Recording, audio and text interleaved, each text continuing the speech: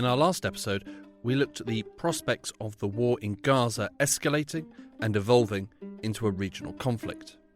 We spoke of how all eyes were trained on Iran-backed Hezbollah in Lebanon. Hezbollah, as we predicted, are yet to open a second front. But in Yemen, the Iran-backed Houthis have stepped into the fray. The naval forces of the Yemeni armed forces have carried out a military operation targeting an American ship in the Gulf of Aden with a number of appropriate naval missiles, and the strike was accurate and direct. Cargo vessels using the internationally vital Red Sea shipping lanes, which lead into the Suez Canal, have been targeted with missiles and drones, boarded or seized by the armed group.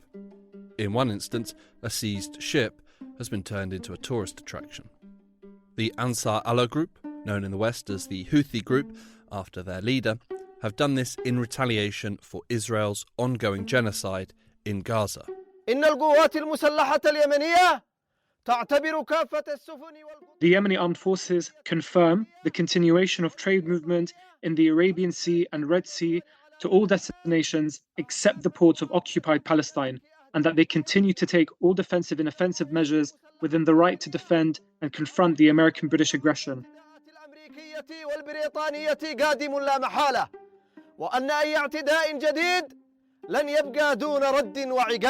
In response to the Houthi attacks, the US and UK have stepped in and struck back. UK Prime Minister Rishi Sunak addressed Britain's Parliament on January 15th. The Houthis' attack on international shipping have put innocent lives at risk. They have held one crew hostage for almost 2 months, and they are causing growing economic disruption. Global commerce cannot operate under such conditions. Containers and tankers are having to take a 5,000-mile detour around the Cape of Good Hope. That pushes up prices and imperils the passage of goods, foods and medicines that the British people and others rely on. So, once again, Yemen is being bombed from the air. This week, we look at the impact and reasoning behind the Houthi attacks on shipping lanes, the retaliatory strikes by the US and UK, and what this means for the ceasefire that only recently halted the war in Yemen. My name is Hugo Goodridge, and you're listening to The New Arab Voice.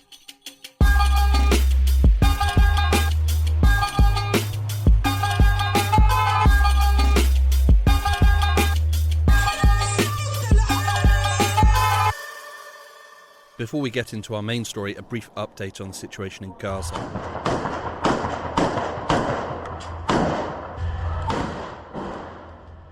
The war in Gaza has now passed the 100-day mark.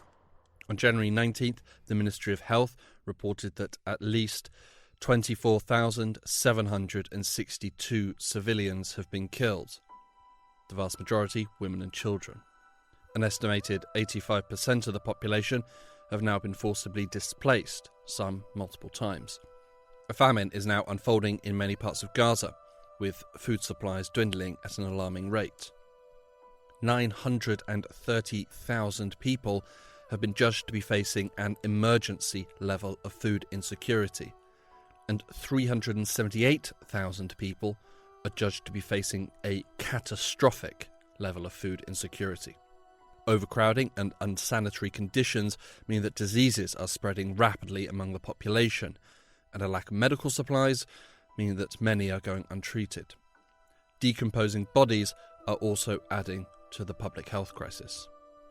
Jagan Shapagan, Secretary-General of the International Federation of Red Cross and Red Crescent Societies, spoke about the severity of the situation at the World Economic Forum in Davos on January 16th. Humanitarian point of view, what we are seeing is the healthcare crisis. Basically, the health facilities, a majority of them are not working. Even the ones who are working face, power supply, water supply, medical supply.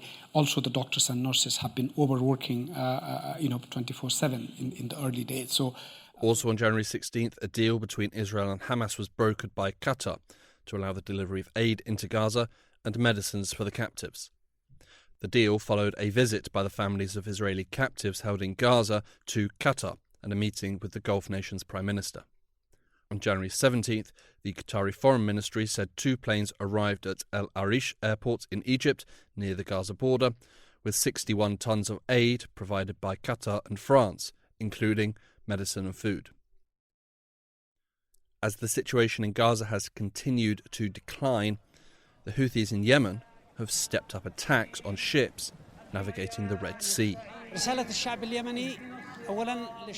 The message from the Yemeni people to the Palestinian people and to our noble, steadfast brothers in Gaza, the West Bank and all of Palestine. We are with you and by your side. If it were not for the geographical barriers and obstacles created by our enemies and criminals, our blood would have been shed alongside yours, and our limbs would have scattered with yours.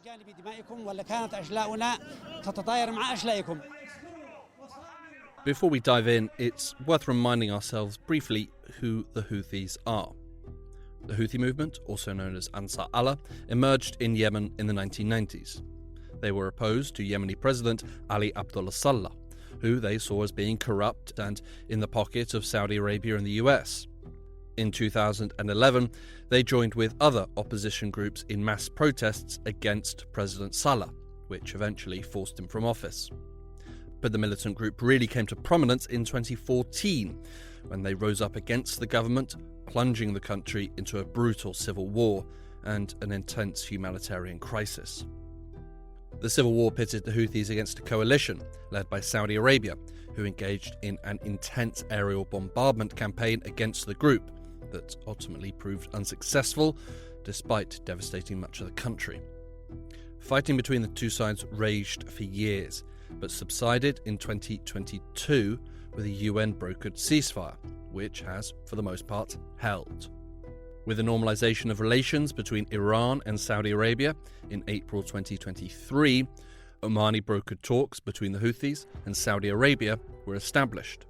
Today, the Houthis control much of the west of the country, including the capital of Yemen, Sana'a. There is a lot more to be said about Yemen's civil war and the Houthi movement, but in brief, that brings us up to date and to the Houthi attacks on the shipping lanes in the Red Sea, off the coast of Yemen. Let's start with the obvious question. Why are they attacking shipping lanes? They are ideologically committed to the Palestinian cause. They know that the Yemeni people are massively in support of Palestine. This is Abdul Ghani Al-Iryani. I'm a senior researcher at Sana'a Center for Strategic Studies, which is the paramount think tank in Yemen. They see a genocide going on right in front of their eyes, and they feel compelled to contribute to the defense of the Palestinian people. The Houthis started targeting merchant ships in November.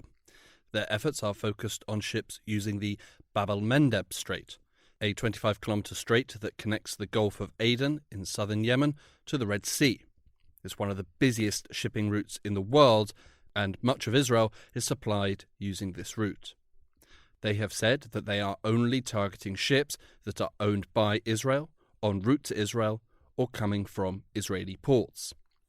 This has been disputed, as some ships with no links to Israel have also been targeted. On January 16th, the Zographia was targeted by Houthis. The Zographia is a Greek-owned, Malta-registered ship. The Houthis responded by saying that the ship was in fact en route to an Israeli port. The drop in traffic in the Red Sea is really politically affected, not militarily affected. The US and Europe, to prevent what would be viewed as a blockade of Israel, they pressured the shipping lanes to stop all the traffic through the Red Sea, when in fact that traffic, if it's not distant to Eilat port in Israel, gets maybe 1% of the overall volume of traffic in the Red Sea. They could pass through peacefully and not be bothered by the Houthis. Even if the Houthis are only targeting ships linked in some fashion to Israel, the risk has proved too much for many major companies. International Maritime Organization Chief Arsino Dominguez highlighted this issue in an address to the UN Security Council on January 3rd. A significant number of companies around 18 of shipping companies have already decided to reroute their vessels around South Africa in order to reduce the attacks on vessels and, of course, the impact that it has on seafarers in particular. This represents an additional 10 days to the journeys and, of course, has also a negative impact on trade and an increase on freight rates. Counted among these companies are the likes of major shipping groups Maersk and Hapag-Lloyd. More recently, oil giant Shell also announced that it would suspend all shipments through the Red Sea indefinitely. All this is to say that the Houthis have been pretty successful. They wanted to show their commitment to the Palestinian cause, they wanted a response, and they got it. They've also been able to boost their profile domestically. The Houthis are generally hated by the population under their control. They are corrupt, they are vicious, they are dictatorial, they exercise extreme police control over the population. Very few people actually like them. But when they started this battle, they got massive support from the general population.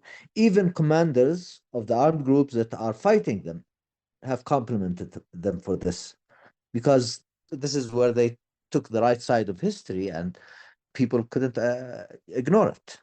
The character of the Houthi movement and their history of appalling crimes is certainly worth mentioning. At this time, solidarity with the Palestinian people, who are suffering so much, is to many an honourable thing to do. But this doesn't inherently make the Houthis benign. In the past, they have committed grave atrocities in Yemen and against innocent Yemeni civilians. It was inevitable that the Western nations, who are so financially and materially reliant on Red Sea shipping lanes, would not allow this to continue indefinitely. They were always going to respond.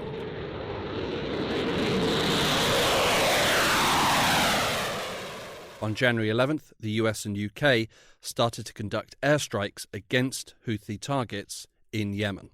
When the Gaza conflict started in October, you would say that the US and its allies, UK and others, would have three core objectives. This is Gerald Farstein, Distinguished Senior Fellow on US Diplomacy and Director of Arabian Peninsular Affairs at the Middle East Institute, and former US Ambassador to Yemen.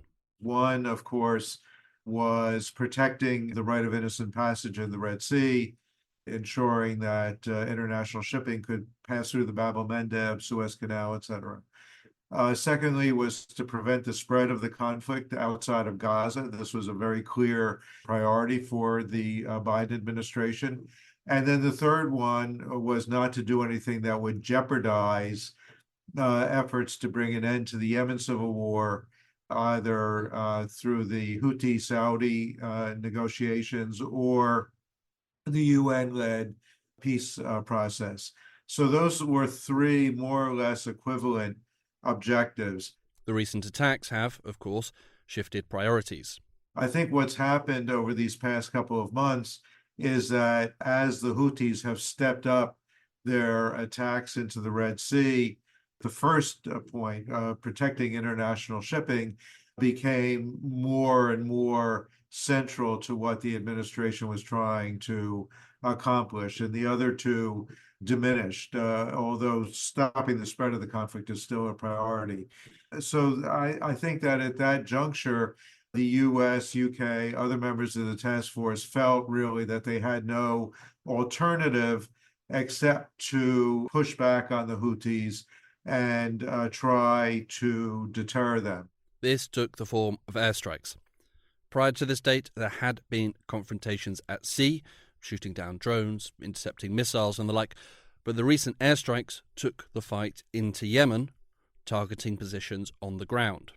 The problem, of course, is that airstrikes only, having endured 7 years of airstrikes by the Saudis, that's really not have very much deterrent effect on the Houthis. The Houthis are going to look at it and say, we put up with this for 7 years.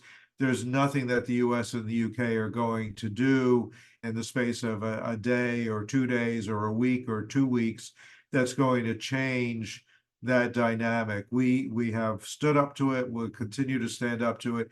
And Abdul Ghani al-Iryani again.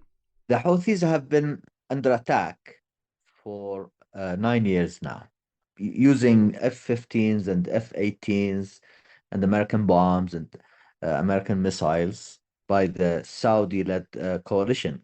There are no real targets for the Americans and the Brits and their allies to destroy anymore. The Houthis have adapted to the situation. So all their military assets are mobile, all their personnel are underground, or the leaders are underground. And therefore, my information from people in Yemen is that the strikes were not very effective. The airstrikes were advertised as an effort of self-defence on the part of the US and UK, and additionally a warning and a deterrent against further Houthi actions. At this point, it's not unfair to say that they have achieved the opposite.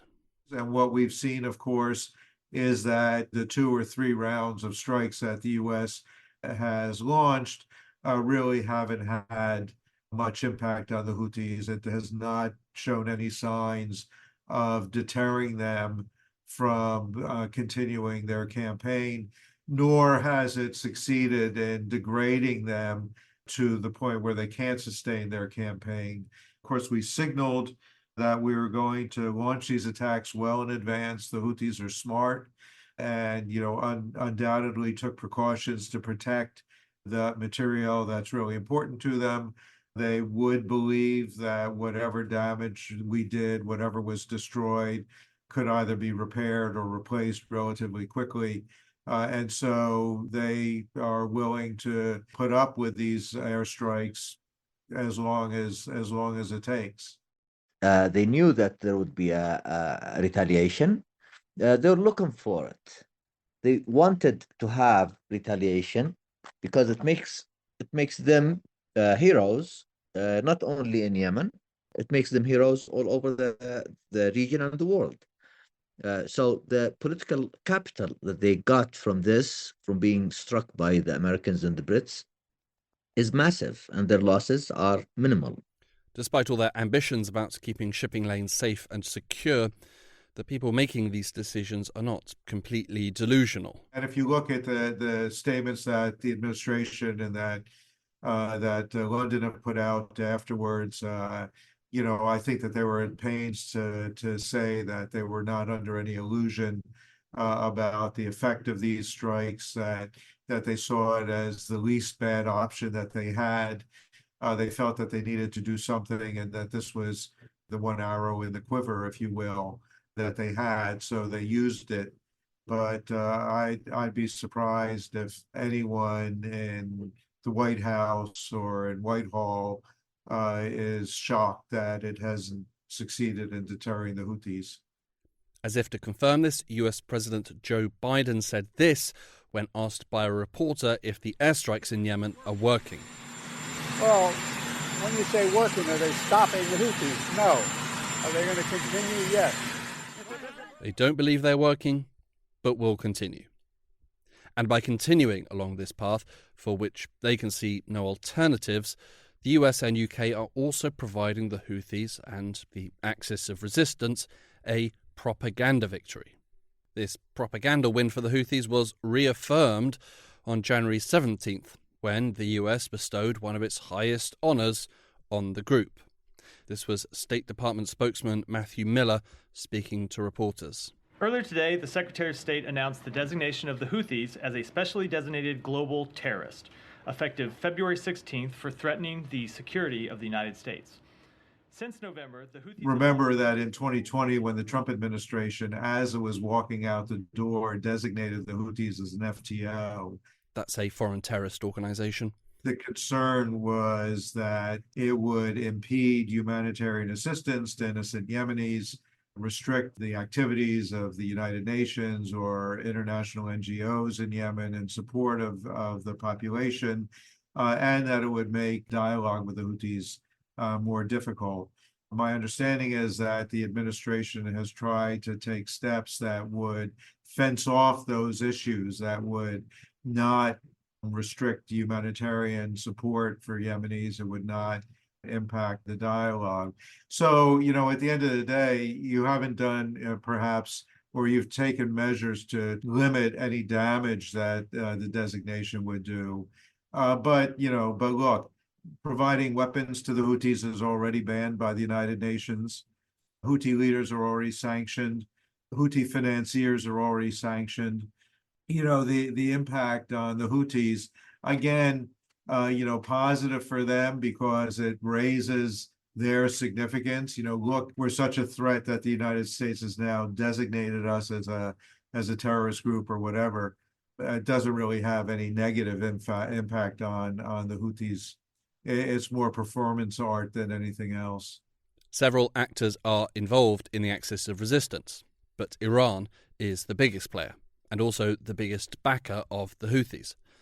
Over the years of the civil war and before, the Iranians have directed Houthi actions in Yemen and provided them with the money and arms to achieve their goals. Does this mean that the order for attacks on shipping lanes in the Red Sea came from Tehran? I think it was a Houthi decision that was backed and enabled by Iran. Iran was, of course, in a position where it has to do something, and their assets were Hezbollah in Lebanon or Houthis in Yemen, and Hezbollah is too valuable to be exposed and broken. Hezbollah is really the first line of defense of Tehran, not of Gaza. Go back to our last episode to hear why Iran doesn't want Hezbollah to enter the fray. While the Houthis were somewhat expendable in that calculus. So, of course, the Iranians not only supported the decision to wage this battle, but they also, from an early time, they provided them with the right technology to be able to wage war at sea. Abdul Ghani also suspects that Iran might have seen this as one of their final opportunities to use the Houthis. Look at it this way. The Houthis are not of the same Shia tradition as Iran, and historically they were connected to Saudi Arabia, and they are right next to Saudi Arabia, and the instruments of leverage for Iran are weapons, which are good for wartime, but in peacetime, the Saudi money is the more effective instrument of leverage. And the Houthis and the Saudis are about to reach a peace agreement. Therefore, the Saudis could lure the Houthis to their side. So, in a sense, the Iranians may have thought that they would cash their chips in Yemen before they get burned by the peace that seems to be imminent. And what about that peace agreement? The talks were brokered after many years of fighting and are desperately needed by the people of Yemen, who have suffered greatly. How will the recent actions in the Red Sea and the strikes in Yemen impact the talks? I think it will make the Saudis try harder to announce a deal as soon as possible. But the price for peace that Saudi Arabia will have to pay may have increased. They expect that with the new political capital they're getting, not only in Yemen, but also in the region, they can renegotiate the deal with the Saudis and get even more concessions. That's their perception. They've expressed it by backtracking on some elements of the deal that was about to be announced in December. They were asking for huge amounts of reconstruction funding. So I think that will be the key element that they will go after.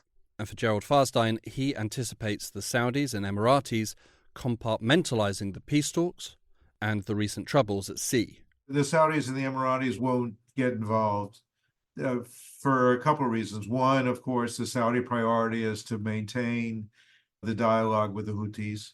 Their number one objective in Yemen is to get out of the fight. Mohammed bin Salman wants to concentrate on his domestic economy. He doesn't want to spend huge amounts of money or effort continuing the conflict in Yemen. So they don't want to see a return to fighting with the Houthis. which again, for 7 or 8 years, they maintained without any success or effect. Not only that, they're acutely aware of the regional optics of taking action against the Houthis. And then the other reality is that nobody in the region is going to be visibly involved in taking measures that are seen as supporting Israel in Gaza. And going against the Houthis would be seen as supporting Israel, and nobody's willing to do that. You can look at Egypt, which is losing vast amounts of revenue because of the drop in shipping through the Suez Canal, and yet the Egyptians won't say anything against the Houthis. They won't join the task force. They won't do anything else because they understand that as long as the Houthis say that they are fighting on behalf of the Palestinians in Gaza, there is no possible political advantage in confronting them. Nobody will do it. Approximately 12% of all global trade and 30% of global container traffic traverses the Suez Canal every year. This is equivalent to around $1 trillion worth of trade. In the last financial year, Egypt made $9.4 billion from the Suez Canal. With the attacks, shipping through the Suez is down 30%. The US and UK have led these airstrikes in Yemen and share a common goal.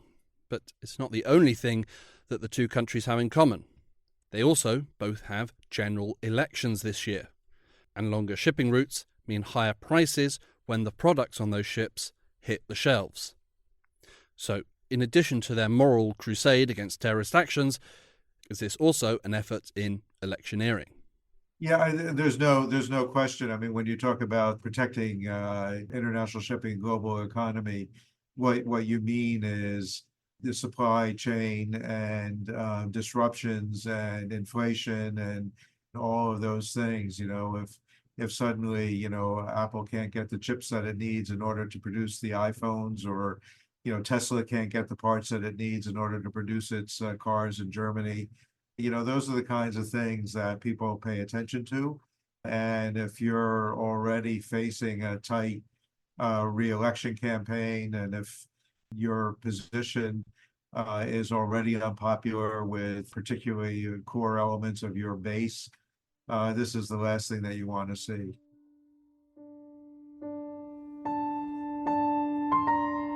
The airstrikes conducted by the US and UK, which are ongoing, have not stopped the Houthi attacks, do not appear to be limiting the ability of the Houthis to attack, have boosted the Houthis' standing regionally and domestically, and even by the admission of the US president, will probably not stop the attacks.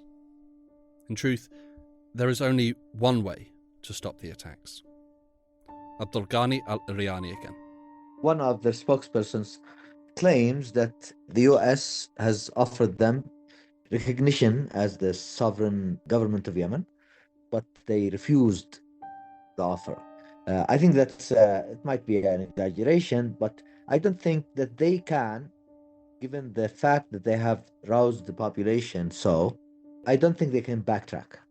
It's just politically impossible for them to backtrack. They will keep going until the genocide stops or the humanitarian aid to Gaza is allowed in. And Gerald Farstein. Well, the carrot is obviously ending the conflict in Gaza. If there's an end to the fighting in Gaza, if there's an end to Palestinian casualties in Gaza, then the Houthis won't have any justification for continuing attacking shipping in the Red Sea. And that really is the key to ending this situation. People don't want to accept that there's a linkage between the two, but there is.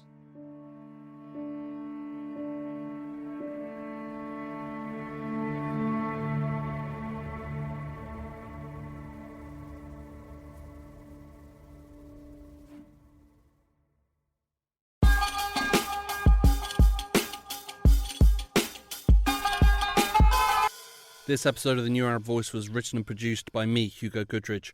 Our theme music was by Omar El-Fil. The New Arab Voice will be back next week. Until then, you can find all our previous episodes on all major podcast platforms. You can also check out our Instagram page and Twitter account, both at The New Arab Voice, for additional content. We also have a weekly newsletter which you can sign up for. Find the link in the show notes.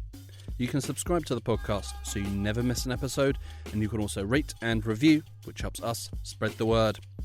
Don't forget to follow The New Arab on Facebook, Twitter and Instagram for all the latest news, analysis and opinion from the region